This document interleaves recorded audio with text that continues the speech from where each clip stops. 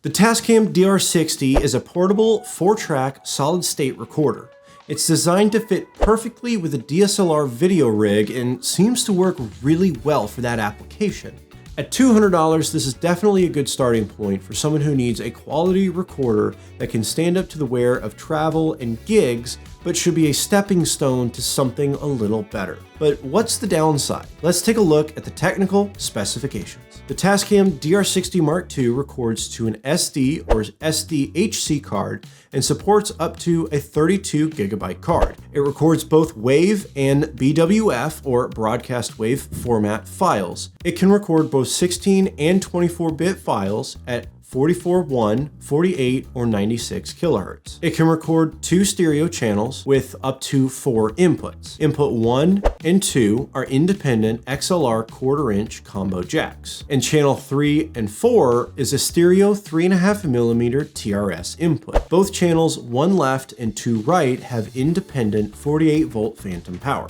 There are 4 gain settings for each channel on the Tascam DR-60 Mark II. For inputs 1 left and 2 right, the low setting is plus 11 decibels, the medium setting is plus 36 decibels, the high setting is plus 52 decibels, and the high plus setting is plus 64 decibels. For input 3-4, the low setting is plus 3 decibels, the medium setting is plus 26 decibels, and the high plus setting is plus 38 decibels. While inputs 1 and 2 have independent gain control, input 3-4, because it shares a single jack, do not have independent gain control. The 3.5mm TRS camera in connection has a maximum input of plus 6 dBV. The camera out connection is a 3.5mm TRS jack with a standard output of -50 dBV and a maximum output of -30 dBV. Additionally, you have a line out connection with a stereo 3.5mm TRS jack. It has a standard output of -10 dBV and a maximum output of plus 10 dBV. The headphone port is also a 3.5mm stereo TRS jack and allows real-time and playback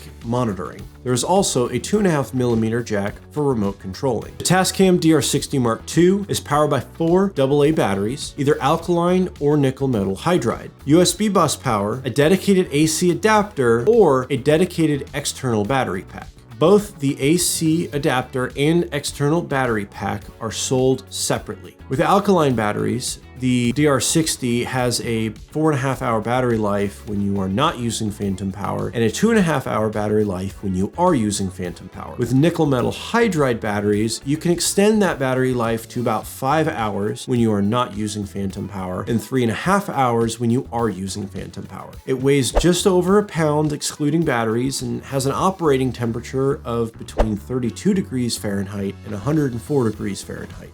It has soft touch buttons and one dedicated to a slate function. Both the headphone and camera out have independent volume controls, and it's designed to mount beneath a camera. Now, I've used this recorder for a while and have a few thoughts about it I'd like to. First off, even though it's plastic, it seems to have really held up better than I expected it to. It has sustained falls, drops, travels, and more abuse than I honestly should have put it through. It's designed for DSLR videographers, and it really shows. The size complements the style of camera regardless of the brand.